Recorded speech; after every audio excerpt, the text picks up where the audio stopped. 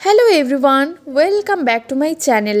আজকে আমি তৈরি করব সাবুদানার খিচুড়ি, যেটি সম্পূর্ণ নিরামিষ পদ্ধতিতে এবং উপবাসের দিন এই রেসিপি একদম সহজেই তৈরি করে ফেলুন। এই সাবুদানার খিচুড়িতে কোনো রকম ডালের ব্যবহার হয়নি। একদম ভিন্ন স্বাদের এই রেসিপি একবার হলেও ট্রাই করতে পারেন। এই সাবুদানার খিচুড়ি বানানোর জন্য নিয়ে নিচ্ছি এখানে সাবুদানা। তো সবার প্রথমে এখানে সাবুদানাটাকে একটা বোলের মধ্যে ঢেলে নিচ্ছি। এবার জল দিয়ে 1 ঘন্টার জন্য সাবুদানাগুলোকে ভিজিয়ে রাখবো।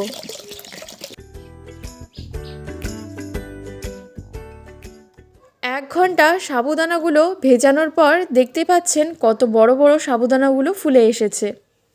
এবার এই দিকে সাবুদানার খিচুড়ি বানানোর জন্য নিয়ে নিচ্ছি কতগুলো উপকরণ। নিয়েছি আলু, কারিপাতা, বাদাম, টমেটো, ধনেপাতা কুচি আর একটা লেবু। তো সবার প্রথমে এখানে কড়াইয়ের মধ্যে সামান্য একটু রিফাইন্ড অয়েল দিয়ে দিয়েছি।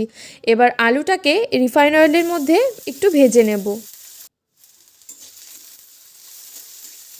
আলুটাকে হালকা একটু ফ্রাই করে তুলে নেব। আলু ভাজা হয়ে গেছে, এবার আলুটাকে তুলে নিচ্ছি। ওই কড়াইয়ের মধ্যে আর একটু তেল দিয়ে দিচ্ছি ফোড়নে গোটা জিরে, দিয়ে দিচ্ছি শুকনো লঙ্কা, কারিপাতা ও আদা কুচি দিয়ে কিছুক্ষণ নাড়াচাড়া করে নিচ্ছি। এবার দিয়ে দেব এতে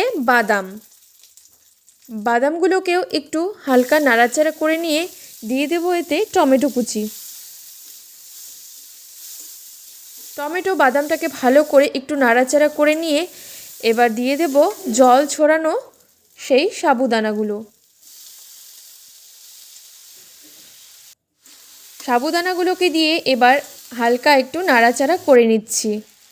তারপর দিয়ে দেব এখানে ভেজে রাখা আলু, দিয়ে দিচ্ছি ধনেপাতা কুচি, দিয়ে দিচ্ছি স্বাদমতো লবণ এবং দিয়ে দেব সামান্য একটু চিনি।